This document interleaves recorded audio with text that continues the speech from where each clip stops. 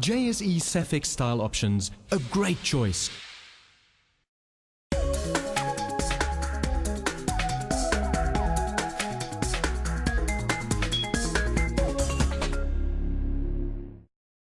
Welcome back to Wealth and Wisdom. With me is Vic De Klerk, and we're going through what happened when Sharemax decided to do a monster property development, the 90,000 square meter proposed mall called The Villa.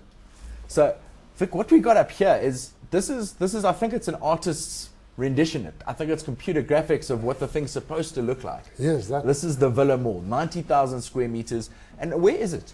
Okay. I decided to go and have a look at this thing because, you know, this is bigger than the Voortrekker Monument here in Pretoria.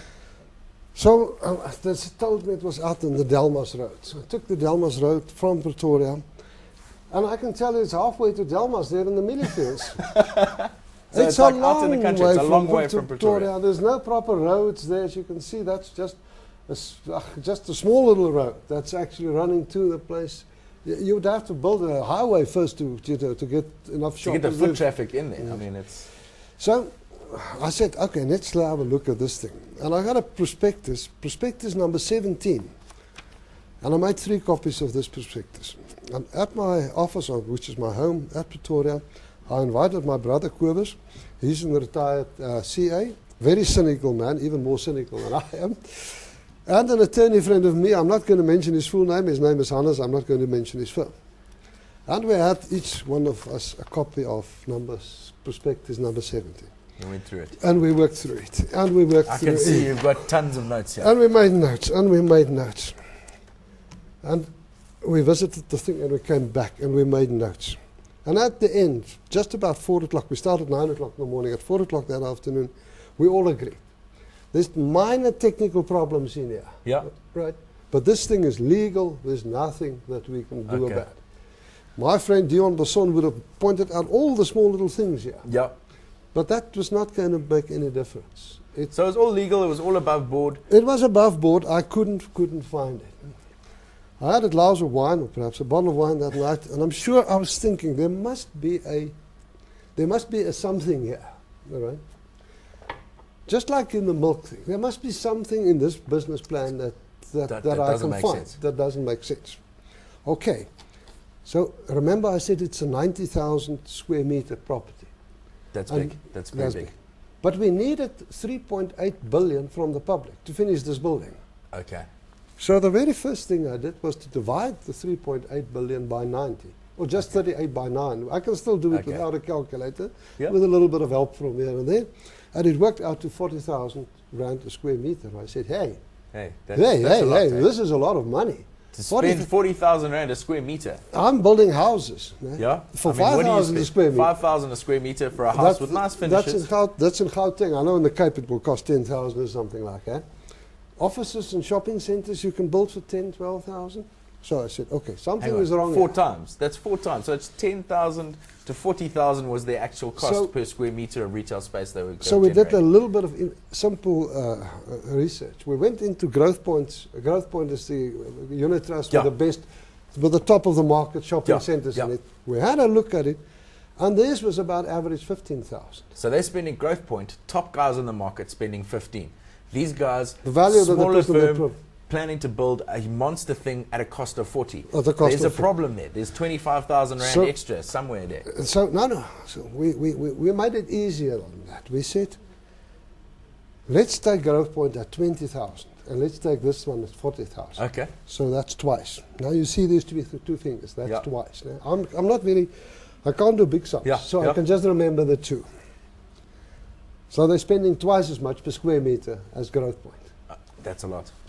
That's not the end of the story. I'm going to go twice here. They're promising the investors an interest rate of 12%. The best that Growth Point can do is 6%. Okay. So the interest rate that they're promising the investors is twice. Twice. The cost of building it is twice. Now the interest rate is twice. Now twice multiplied by twice. 2 times 2 is what? 4. 4. So simple. They will have to charge Checkers and all the other nationals 4 times what Growth Point charged to get the same return to those investors that they're promising. To make this thing work. So we just wrote a story in Fun Week and said, the figures doesn't add up. It can't work. All right? It can't work. Because you nice. can't charge checkers 4 times. You can go back to that beautiful building. You can make as many pretty pictures if you want to, but you cannot put up a building halfway to Delmas. You know, someone's going to have to take that loss. So what ended up happening with that? Okay, after that story, some other stories came out, and you know, it became public, and it was a little bit in the news, etc. And all the while, they're busy building. Well, they're busy, slowly, because the money is not coming in. They're battling to get the money. The money is now slowed down a bit. And at last, after they've collected about 1.6 billion already from the public, and finished that thing about 50%. If you look at one of the pictures, you will see. Got some pictures here of it. I mean, you can see this is currently. It's just a shell. It's just a shell. I mean, it hasn't been finished. There's still scaffolding, cranes all on it. It's been in construction for a long time. I mean, since when? Since 2010? It stopped in 2010. And it's actually collapsing on the one side of that building. So it's not very much. What happened? What stopped the whole thing? I don't know. It wasn't me, all right? I was just reporting on it. The Reserve Bank eventually stepped in August 2010. And they said, but this Sharemax is not a legal scheme. It is a deposit-taking scheme. It's basically a deposit-taking scheme. I'm taking your money, paying and you interest on it. immediately starting to pay you interest. But my building is not yet finished. I can't get income from the building, so where does the interest come from?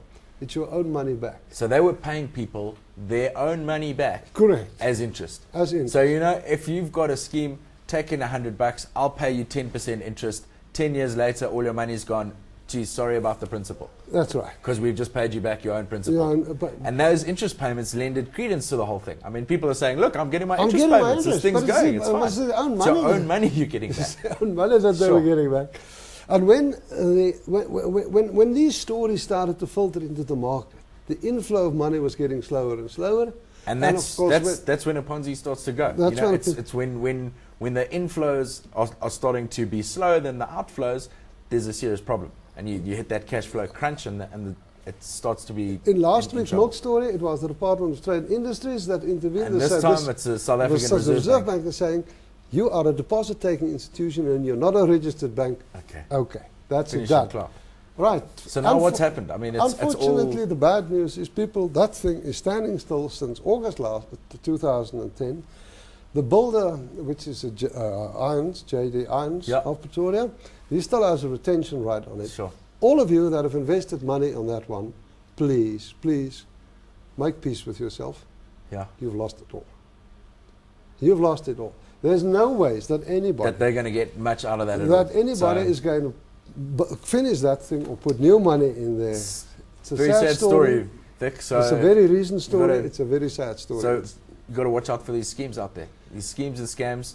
You know, if the shopping centre is costing double what all the other shopping centres are costing, built in the middle of nowhere, on the way to Delmas, with no access to roads, probably not a very likely scheme. And if the interest that they offer is too high. Yeah. Okay. Thanks very much for being with us tonight on Wealth and Wisdom. Guys, please be careful out there. There are a lot of these scams on the go. We've just heard that from the Reserve Bank, they're investigating more than 40 potential similar scams to this one of illegal deposit-taking schemes. Please be very careful, and remember, if it sounds too good to be true, it probably is.